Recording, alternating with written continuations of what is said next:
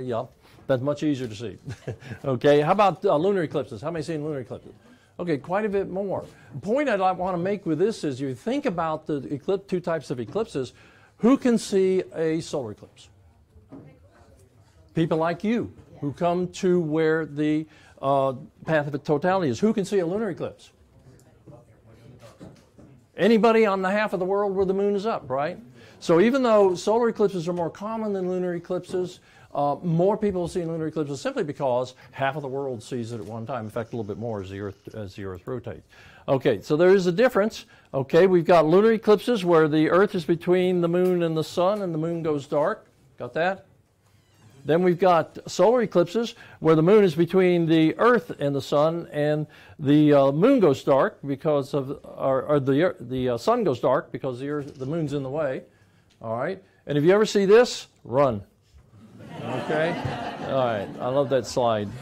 Okay, all right. So let's take a look very quickly. Why don't we have an eclipse every month? This is every 29.5 days. The simple reason is that the moon's orbit is tilted.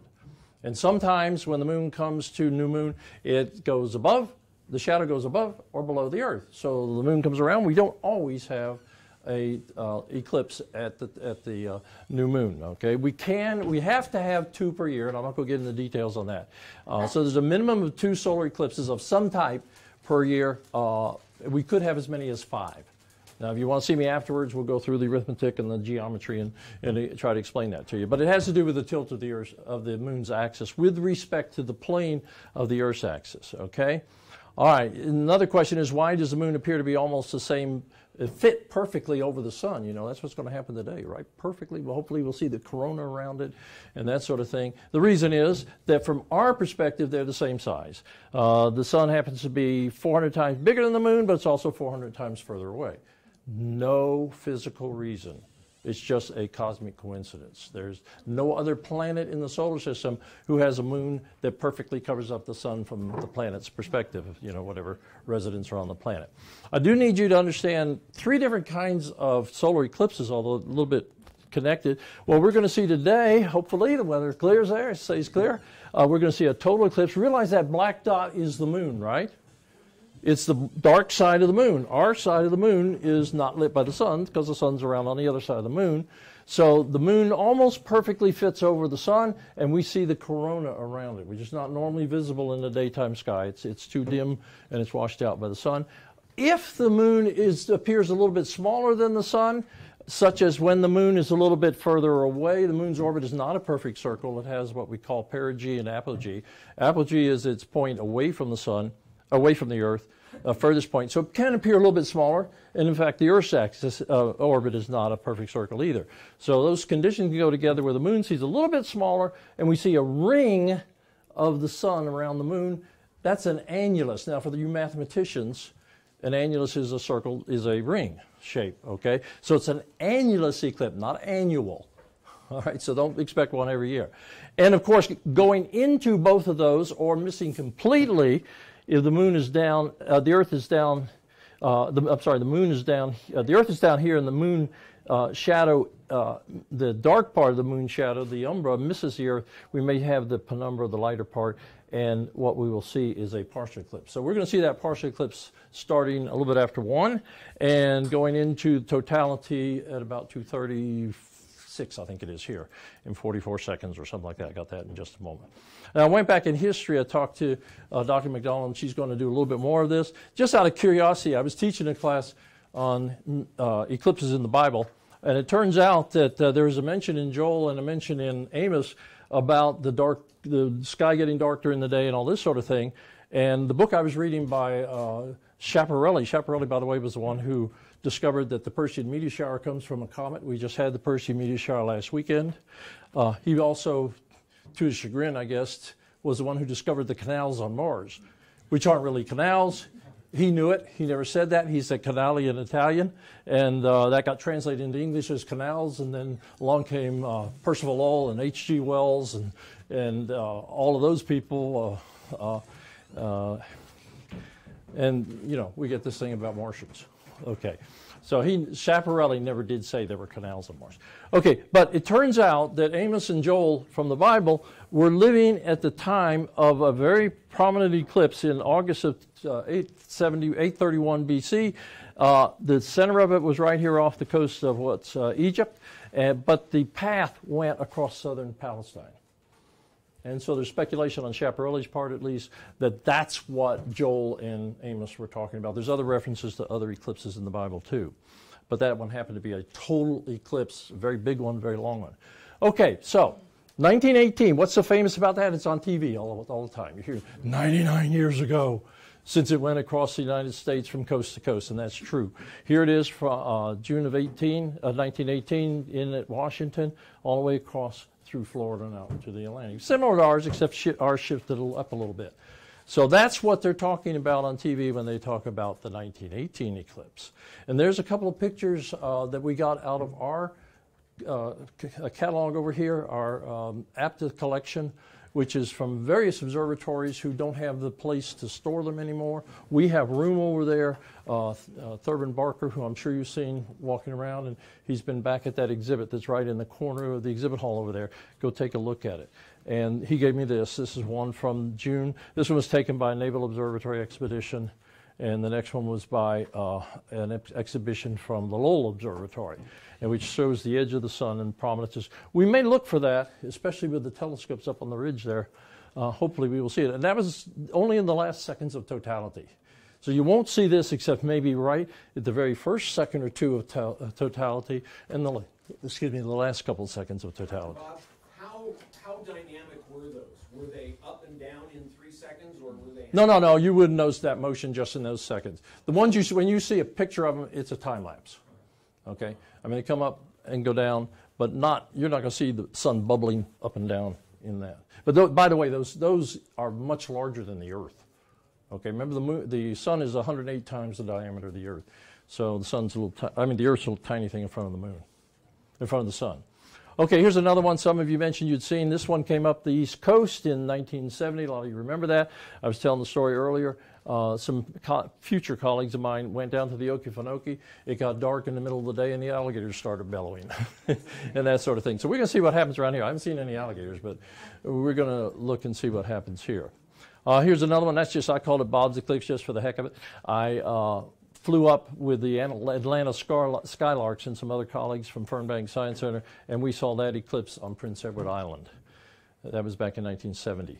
Okay, here is the last one. You're hearing some your newscasters saying 99 years ago since it went across the continent, 38 years ago since the last one that hit the continent. Okay, and there it is. It came into Washington, went up through Montana and North Dakota, and then on the Hudson Bay. So that's the one that is 38 years ago. I keep seeing Channel 13's been doing that. They've got the next one will be on August 21st in the year 2017. And that's the broadcast from back there. 38 years from now. Now we're saying 38 years since it's happened. Okay, there was another one that, I'm sorry, missed this one. This is an annular eclipse. Remember what I said an annular eclipse was? Came right across Atlanta back in 1984. I remember that one. I was living in Atlanta at the time. Okay, so it came across there, as you can see, went up through this area. I guess it was up here. At least the partial part of it was from here. Okay. In 1991, there was a total solar eclipse that also hit the United States. Okay, you say, wait a moment, the United States is up there, that's Mexico, Central America. Yeah, but it hit Hawaii. Okay, went across Hawaii. That's some very interesting things about using it. And we kind of modeled what we've done today after what they did, because I heard Ken, remember his name, Miller, who was the director of the planetarium in Hawaii, in Honolulu, and he gave a presentation at the Southeastern Planetarium Association last June about how they use the eclipse to sell their planetarium. And so I brought that back here, and so your T-shirts and things like that probably came out of that idea of using it. Okay, there has been one this year. This is not the first eclipse this year. There was an annular eclipse down in South America and South Africa, that sort of thing. Probably didn't notice it unless you took a cruise ship. Sometimes the cruise ships go out, and you can get that. I'm not sure there was some at that one. But anyhow, so this is the second solar. Remember I said we have to have 2 solar eclipses every year. Okay, the geometry just comes out that way. This is the first one. The second one is today. Okay, and here's that one. It was annular. And so you see the sun peeking around from behind it. Where there's a valley in the moon, it'll be a little bit brighter. This one looks sort of like what we call the diamond ring or the Bailey's beads. And I've got one of those in just a moment here somewhere. Okay, what are the conditions for a solar eclipse? I'm going to go real quick. It's got to be new moon. It's got the moon has to be in the plane of the Earth's orbit. Otherwise, when the moon comes to new moon, the shadow of the moon is going to miss the Earth either above and below, and we just have a new moon. And we don't have an eclipse when that happens. Third thing, you got to be on the side of the Earth that's facing it. And you are today, of course. And that's because of all the motions that are going on. The Earth is rotating, and the Earth is revolving around the sun. The Earth is tilted, and the moon's moving. So each one of those is very simple when you take them one at a time. But what's happening is all four of them are happening at the same time. And then, of course, we got to have clear weather. Okay? Got to have clear weather. I don't know what that one came from. Okay. Well, let's go on.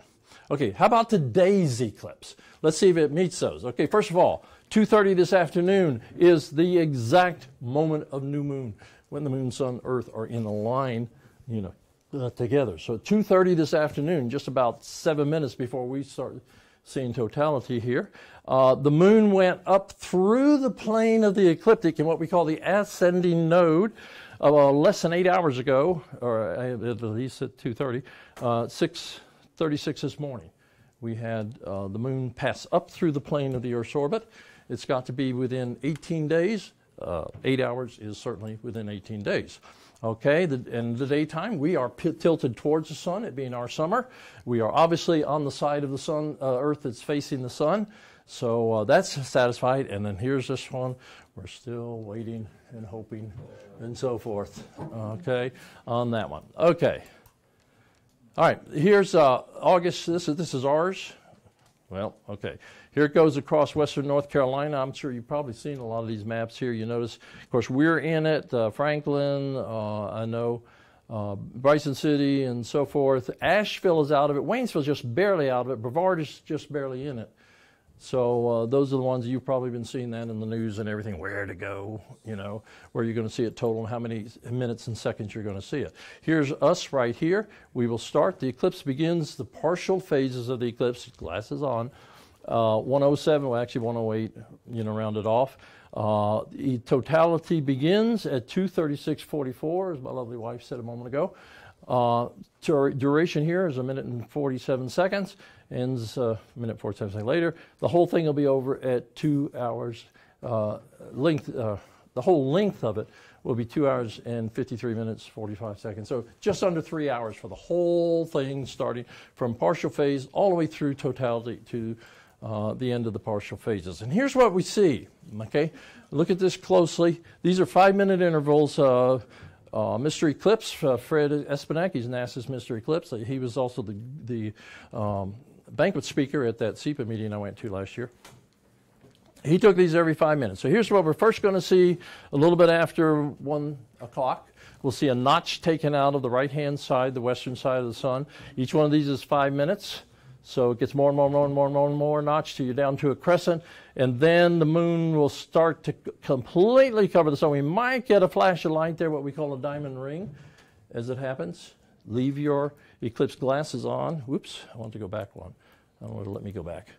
Anyhow, so it goes through the totality. You can take your glasses off during the totality, and then the whole thing reverses. Okay. Now, something to look for would be under some of the trees. I know we got some around here, up there. If you happen to be near the trees, go look. This is during the partial phases, and the trees will act as pinholes, the gaps between the leaves. Now, remember, you're not looking back up through the foliage toward the sun. You're not doing that. Okay. You're looking on the ground, and each little gap there is going to form a pinhole projector and make a little image. As it goes into and out of totality, before and after totality, we may see what's called Bailey's beads, which is these little bright spots around the edge of the sun, a moon rather, and that's the sun peeking through valleys on the moon. Before Galileo, everybody thought the moon was a perfect sphere. Well, we know now it's not. We've walked on it. It's got valleys and mountains and so forth. And one last gasp before and one beginning gasp afterwards. As soon as you see those, You know, your glasses have to be on for that. So don't take your glasses off until we get totally into totality. That's a good sentence. Totally into totality, and then get them back on again before the diamond ring and the Bailey's beads appear. So watch your clock. We're going to be talking on the radio and that sort of thing, so everybody should hear it. Very quickly, during totality, if the weather is clear, there are 4 planets in a row we might look for. Venus is over here. Here's Mars. There's the eclipse sun and moon. Then we've got Mercury, and then we've got Jupiter somewhere down there. It is, Jupiter right there. And a couple of bright stars. The Castor and Pollux in Gemini up there might show up. Down here is Spica in Virgo, the brightest star in Virgo. The one that's going to be kind of interesting is the brightest star in Leo the Lion. So here's Leo the Lion. There's his head and mane. And his heart is right there, right next to the eclipse sun, about 1 degree away. And I'm very curious whether we're going to be able to see that. Okay, it's going to be right in the corona, on the very edge of the corona. Okay, this is the brightest one. That star is Regulus, also known as Corleone, or the heart of the lion. So anyhow, look for those 4 planets, especially Mercury. You don't see Mercury very easily. Very low on the western horizon at sunset, very low on the eastern horizon at sunrise. Never see it really up in a clear sky. And if we get a clear sky, it's the brightest that you've ever seen Mercury, if you look at it. So 4 in a row: Venus, Mars, Mercury, and Jupiter. 4 of the planets. Where's the 5th visible planet? It's Saturn. It's in the evening skies now. So Saturn's going to miss the show. But it puts on a pretty good show itself. Okay, photography. It's running away with me there. Let's see, I think I can go back one. Okay, nope. There, that's the one I want. Let's go one more. Okay, this is a picture taken of the same series of eclipses. We call it a Saros, and Dr. McDonald's going to talk a little bit more about that. There's the eclipse moon back 18 years ago. The Saros is an 18-year period. And right over here is Venus. I should want you to see this slide because this is kind of what we're going to look like, except that Venus is up to the upper right this time and Jupiter down to the lower left like that. So kind of make a mental note of that picture. You're going to look for the sun, and up above it, the bright star Venus, a bright planet Venus, down below it, the next brightest planet Jupiter. Okay, something like that. This was taken of an eclipse in August of 1999. Do a little arithmetic, that was 18 years ago. Okay, and that's the Saros. The Saros has a period of 18 years, 17 days, and 8 hours. And every time you come to the next eclipse in that Saros, and by the way, there's several Saroses going on at the same time, the Earth will have rotated a third of the way. So here's this eclipse today. Here's the next one in that Saros, September 7th, 2035. So add 217, 2017 with 18 years, and you're going to come up with 2035. And Dr. McDonald's going to mention a little bit more about the Saros, okay? The next eclipse is going to be in 2024. We're going to miss it. It's out a little bit to the west of us. If you look at Carbondale, Illinois, this eclipse is going right across Carbondale, Illinois. The eclipse in 2024 is a repeat for people in Carbondale, Illinois. I understand it's Southern Illinois University, I believe, sold out their football stadium for everybody coming. They're going to do it again in 2024. Okay, some other eclipses coming up. Here's the one in 2078 that somebody is talking about. Well, we're not going to see another eclipse in the United States for that long. 2028, it misses us. Okay, it goes this way.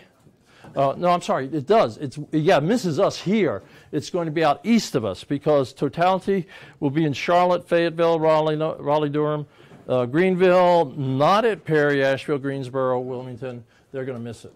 Okay, so move to Charlotte before 2078, and you get to see that one. Okay, if you don't like that, then wait till 2099. That's a great one. It comes right across North Carolina. Again, it misses us. Okay, Elizabeth C. This is going down the Outer Banks. Okay, get yourself that beach home before 2099, and you'll have an eclipse come right over your house. Okay, so it's not at Perry, Raleigh-Durham, Greensboro, Wilmington. Okay, now one other thing I add after I had this sign, I was just kind of curious. I had Lynn Peters, who is the editor of the Mountain Voice paper out here in Jackson County and Transylvania County, sent me an email and said that she had gotten the information that there was another eclipse in Cullowhee, where Western Carolina University is, and that it was going to be on October 17th, the year 2153. And could I verify that? Well, I did some research and I did verify it. That's exact. And when I did that, I noticed that it's got a path of totality is 133 miles wide. Now this one, remembers, averages 68, gets up to about 71 or something like that. Okay, so almost twice as wide a path of totality, which, and the center part is right east of us. It's going right up through eastern Henderson County, right through the middle of Buncombe and actually coming the other way, I guess. Marshall, where's Marshall? In the county above Madison County. Madison County down through Buncombe County nicks the corner of Henderson. The point being that Transylvania County is going to be in the eclipse, okay? So tomorrow, the staff here at PARI is going to be cleaning up everything, getting rid of the 17 toilets and all that sort of thing. And on Wednesday, Kim, we start planning for the 2037 eclipse. 2153 eclipse, which goes right over here. Okay, so get your reservations in today. All right, anyhow, that's that. Okay, want to thank you for coming, and I'm going to turn it over to Dr. McDonald from NASA. Okay.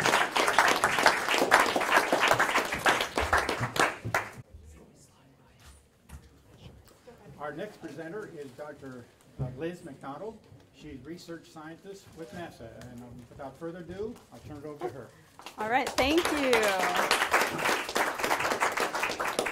Thank you all for being here in this warm room, and I'm glad to speak to the people who are watching as well. And I've also just been getting some texts from my family that are in Oregon, and they're all set up to watch Totality, which, you know, if you, Bob gave a great introduction. The path of totality crosses the U.S. in 90 minutes, so we got to keep this on track here. So I'm going to be adding a bit to what Bob said, maybe a bit more about the science, because that's closer to what I study. And I won't go over, try not to repeat much of what he said. But I am with NASA. I work at NASA Goddard Space Flight Center. I work in the field of space weather.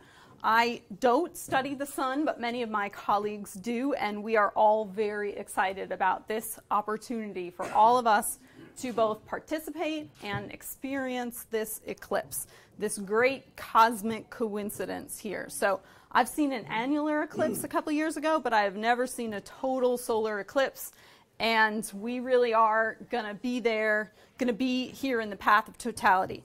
So I have a little demonstration of an eclipse that requires some imagination, but is good for the kids. So take your fidget spinner. This is the solar fidget spinner. The sun is at the center. Imagine the Earth is on one of the arms. And this distance is actually 93 million miles from the sun to the Earth. So here we are rotating around the sun every year. And then we also have a lunar fidget spinner. That is the moon rotating around the Earth. And that's much closer. And the intersection of those two, the key is that the moon's orbit is actually tilted 5 degrees. And that's why these eclipses do not happen all the time. The next slide shows, from the sun's point of view in the audience here, the moon's shadow that is cast, this cone of the moon's direct shadow that's coming across the United States. Where the rest of North America is going to see a partial eclipse, the sun will still get through, and there will still be shadow in the partial eclipse, but the total path that's crossing is what takes 90 minutes. We are also in a great position here to see the moon's shadow as it comes across us right before totality. With your eclipse glasses on, you can't see anything, but if you don't have them on, you're not looking at the sun, but you're looking at the environment around you, you may see that shadow, especially if you're up high. We're going to see that shadow sweep towards us at great speeds, more than 1,000 miles per hour. So I have a couple of quotes. This quote is from an astronomer, Isabel Lewis, who wrote a handbook of solar eclipses in 1924. The black body of the moon standing out, a huge globe in sinister relief between sun and earth, the sudden outflashing glory and radiance of the pearly corona, the scarlet prominences rising from the surface of the hidden sun, Once seen, it is a phenomenon never to be forgotten. So these are just really inspiring. People have been observing eclipses scientifically in the 1800s, the 1900s, many different ways, and some of the older descriptions are really just great. So I have a few of those. This movie, I think Bob went through, so I'm going to skip it. If you have any more questions, you can come up and talk to us at the end, and we'll be happy to go through more of it. Bob talked about the stages of the eclipse, the different types of eclipses you can experience, from partial to total to annular. I'll just ask a quick question, quick quiz here. Does anybody know, with an annular eclipse, the moon's orbit is slightly different than it is when it's perfectly in place to block the sun? Does anyone know if it would be further away or closer? Excellent. You guys are well prepared. All right, it's further away. That's why it doesn't block the sun totally, and you see that annular region. So, safety first. We've all planned to be here. We've all done very well at that. We've all got glasses, right? I have some extra NASA heliophysics glasses. If anybody wants to trade, we can do that. It's just fun.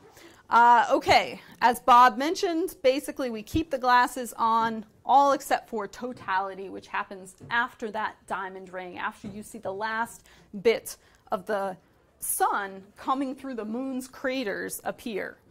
How cool is that? Is it rare or not? I've been asking people that question, but Bob covered, I think most of you would vote that it's not rare, but actually, for an eclipse to cover the same spot on Earth, that really happens on average only once every 400 years.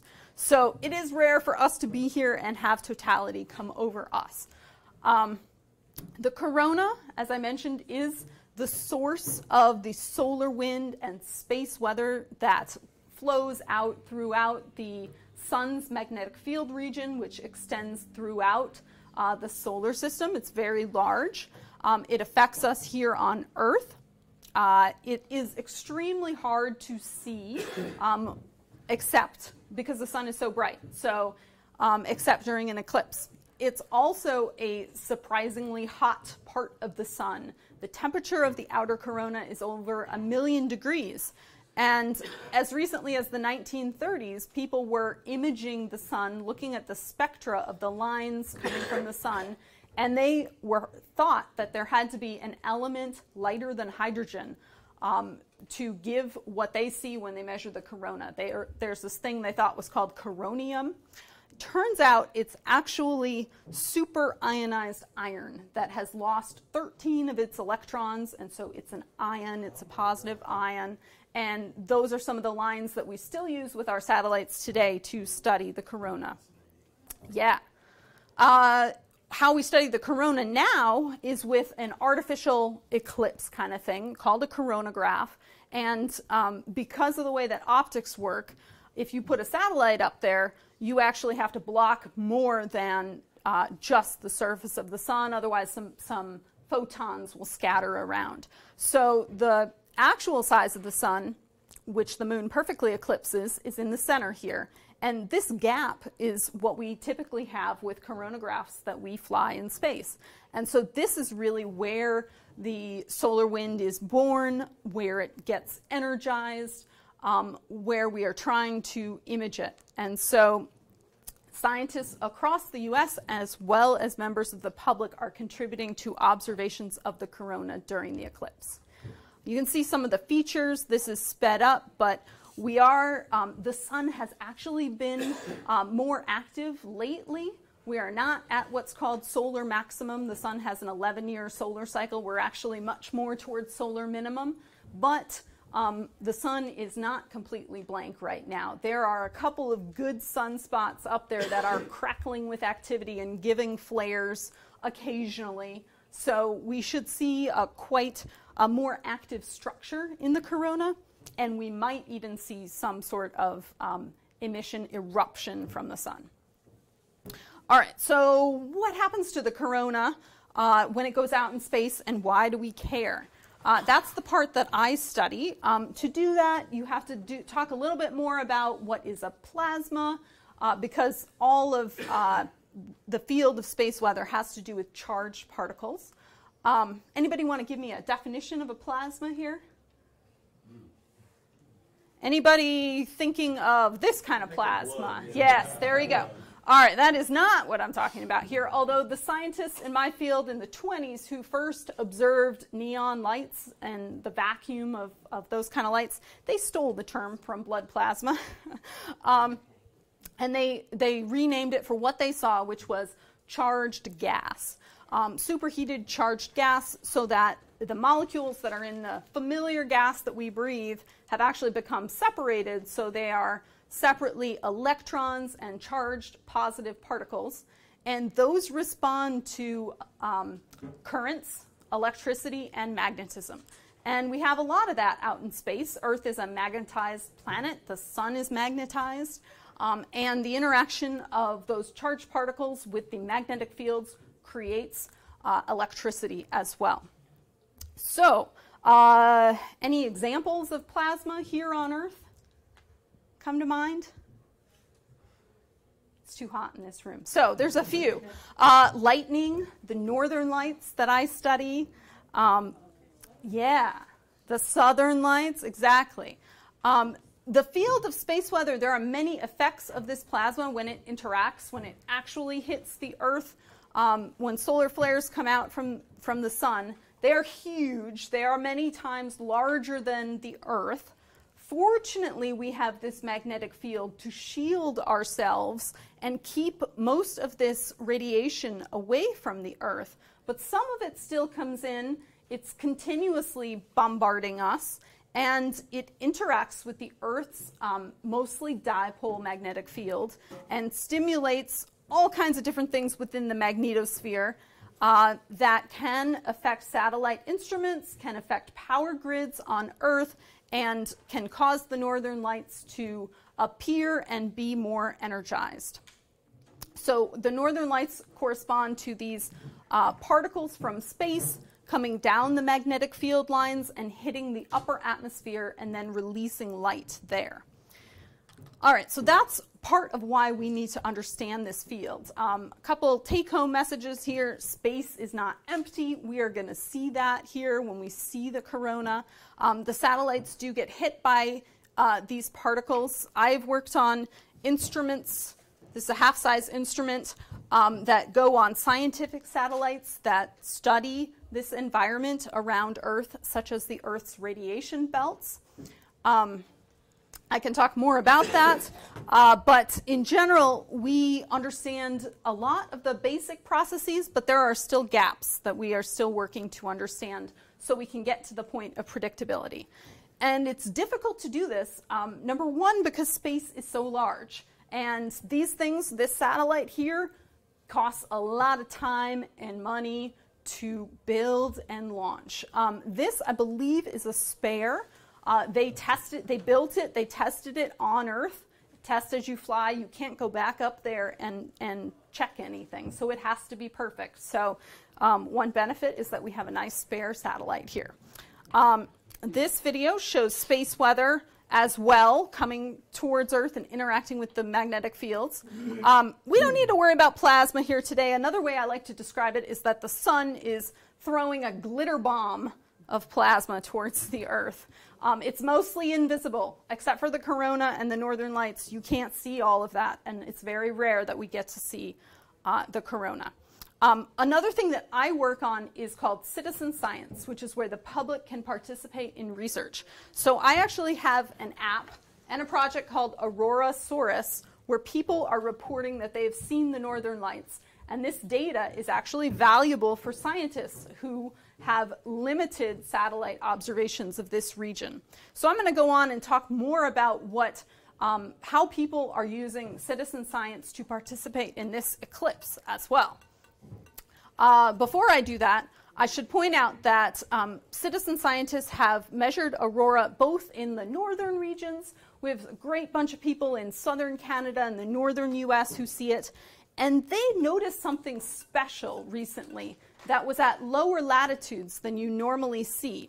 And they named it Steve. So we are working on Steve Aurora, and the lower latitude regions, which you are at here, actually still contain some mysteries and some gaps in our knowledge of aurora. So I know that PARI has a camera that is watching the sky as well, and during very rare events may be observing aurora also. We had aurora here, what, 20 years ago? One time, yeah. Yeah. It was unusual. Yes, and during the solar maximum about 20 years ago, 2 solar maximums ago. So if you want to participate in that, eclipse chasers, I want to convert to aurora chasers because you can go do that this winter as well. I'd be happy to talk more about that. In the terms of the eclipse, we have, how did we get here with our iPhones? Where did people start? Eclipse science is some of the very earliest science. The history of astronomy starts in the Middle East. People were very good at observing eclipses and the night sky. They were also inventing farming and cities, and observing the sun and the moon was basically like their iPhone and like their calendar. So they tracked 5 planets, the Chaldean tribe in between the Tigris and the Euphrates River. They tracked 5 planets, Halley's Comet. They actually got to where they could predict eclipses using the Saros cycle. They were the first to determine this periodicity of the eclipses. They also basically invented the zodiac, and which we now know, and named many of the constellations. So they were basically like the Google and the Apple of their day. They advised on religious affairs, agriculture affairs, and government affairs because they had all this knowledge of the night sky and what would happen. They had numbers that were in a base 60 number system, so they came up with 360 degrees for a circle, and they made all of their observations in cuneiform on this kind of baked brick, which the Greeks used. The Greeks we think of as great scientists, and they were, and they studied the observations of people before them, and there are people who are still studying these observations today. The Saros cycle is 18 years, 11 days, and 8 hours, so they could predict, it's not even exactly 8 hours, there's some decimal points on there. They knew that the moon's velocity was not constant. It actually changes because the moon's orbit is an ellipse. It's not a perfect circle. And there's new research that shows that their techniques of observing the velocity of the planets actually incorporated basically pre-calculus to get better predictions and understanding of the positions from the velocity measurements that they made as a function of time. Okay, last part of the talk here, citizen science. We at NASA are going to Mars. We are going to do there's a lot of science that we are doing. This is an opportunity to do science as well. We can experience this eclipse. If you want to do some science, you can as well. Citizen science, if you want to learn more about it, there's also a great PBS program called The Crowd and the Cloud. You can download a couple of episodes, and they're also doing some spotlights on eclipse science that's going on all over the country now, today, right now. If you want to learn more about that after you go home, eclipse2017.nasa.gov/citizen science is where to find all of these projects, as well as other projects like eBird, things that for amateur ornithologists and enthusiasts. You can go to scistarter.com. Okay, so 100 years ago, there were scientists observing eclipses, and the volunteers could pretty much just help guard the telescope and help make sure that this 40-foot telescope was not going to get bumped in the hours before the eclipse, because you have to set it up and you have to know where the sun is and all of that. And nowadays, these modern telescopes to take measurements of the corona are in the hands of citizen scientists, in the hands of high schoolers who have been trained in a project called Citizen Kate that has over 60 sites across the path of totality here. This is a prediction of what some of the corona might look like. We will see if it looks like that. It's not going to be that dynamic. There's another project where you can actually take observations with your phone or with a normal camera. It's called the Eclipse Mega Movie. So these are lower resolution observations, and one thing that they may get a lot of observations of are Baily's beads and the diamond ring, and that could potentially contribute to a better understanding of a map of the moon than we currently have, because they hopefully will get millions of observations, because all it takes is equipment that most of us have. So that's the Eclipse mega movie, and in addition, they are going to make a 90-minute amazing movie working with Google during the eclipse. You can also take temperature observations. We heard earlier today about some of the balloons that are going up and measuring the temperature at all different heights. The weather is about to change. The sun being eclipsed is going to make it a little cooler, and hopefully that's going to keep the clouds down, but we don't know how much cooler. I brought a little weather station here, and I'm curious how it's going to change, and just going to track it. There's also, I have on my phone a project called NASA's Globe Observer, which is an app that you can use. You can use even outside of totality, outside of an eclipse, to measure clouds. So NASA wants to know what clouds you are seeing, and they're actually using that to compare to their satellite data. So this is a great project with a lot of educational aspects to it as well. And for the eclipse, they are adding that you can take temperature observations too. So I will be doing that. And these things are set up to so that you still get to experience the eclipse as well. Okay. Bob talked about shadow bands, so I'm not going to read this quote about the shadow bands, but we may also see something just before totality that really is due to turbulence in the atmosphere and could look really cool and could be contributing, and we don't fully understand. We also don't understand all of the responses of the animals, and so there's another app, part of the iNaturalist app. Project's called Life Responds. It's a project within the app, and you can take some observations of animals before, during totality, and afterwards. And this raises our understanding of the animal's response and how they know that something's going on, from anecdotes to you're actually uploading it to a database that can be correlated with other people who might have observed the same thing. Thomas Jefferson observed, I believe in North Carolina in 1778, he observed fireflies coming out in the middle of the day. So that's cool. We also have NASA has many art projects as well. The most beautiful thing we can experience is the mysterious. It is the source of all art and science. That's a great Albert Einstein quote. And there's wonderful projects that people have been doing. People have been making quilts about the eclipse. There's also kind of pinhole viewers that you have where you can see, we're going to see a whole bunch of crescents of the eclipsed sun that are going to be really neat. Did any of you guys bring a pinhole viewer? All right, well, I have a couple, and really, we're building them. And one thing, you don't really need to build one. If you find the right tree, you're going to see the shadows below the tree become crescents as well. Very soon. So, the final quote is about totality. This is my favorite quote about this, why you need to come to totality. This is by Annie Dillard, whose essay about the total eclipse from 1979 was just reprinted by The Atlantic. It's fantastic. She says, a partial eclipse is very interesting. It bears almost no relation to a total eclipse. Seeing a partial eclipse bears the same relation to seeing a total eclipse as kissing a man does to marrying him, or as flying in an airplane does to jumping out of an airplane. Although the one experience precedes the other, it in no way prepares you for it. What you see in a total eclipse is completely different from what you know. So with that, I want to encourage everybody to go out there, look around, notice the colors, have fun. So thank you very much.